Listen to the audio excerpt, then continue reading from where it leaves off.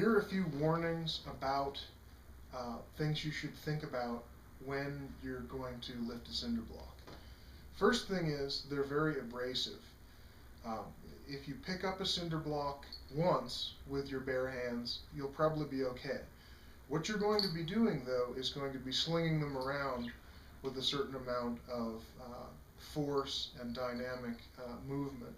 So in that case, you have to use a fairly sturdy pair of gloves. If you don't, you're going to be bleeding before long. And that's not our purpose here, it's to exercise. Second thing, you're going to want to wear real shoes, tough shoes. Uh, Best thing to wear when you're using cinder blocks are high boots with steel toes in them. This will minimize the chance that your cinder block workout will end up in a trip to the emergency room with broken toes. Uh, you're going to drop these implements from time to time.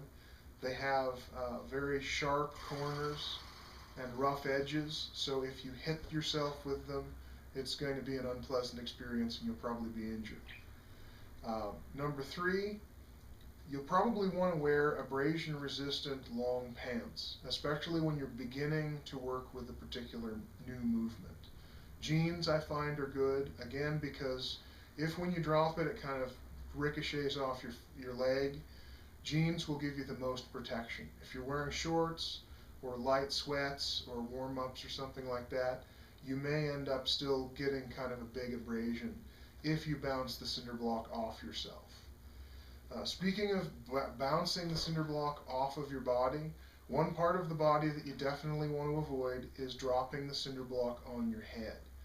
Anytime you lift above your head, remember that that is something that could, be very dangerous.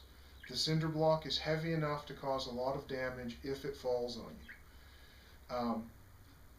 you. If you're near to getting a lift, but it's starting to get tenuous, it's always better to bail out of a lift that might end up on your head.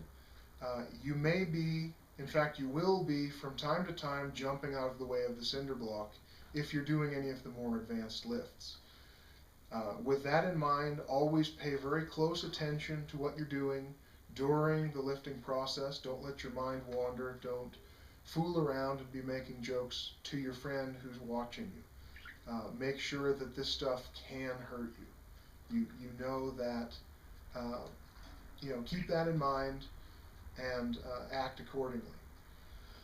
Because there are a lot of dynamic movements under a variety of odd levels of negative leverage with a cinder block, because it's long and strangely shaped, you may wrench yourself slightly.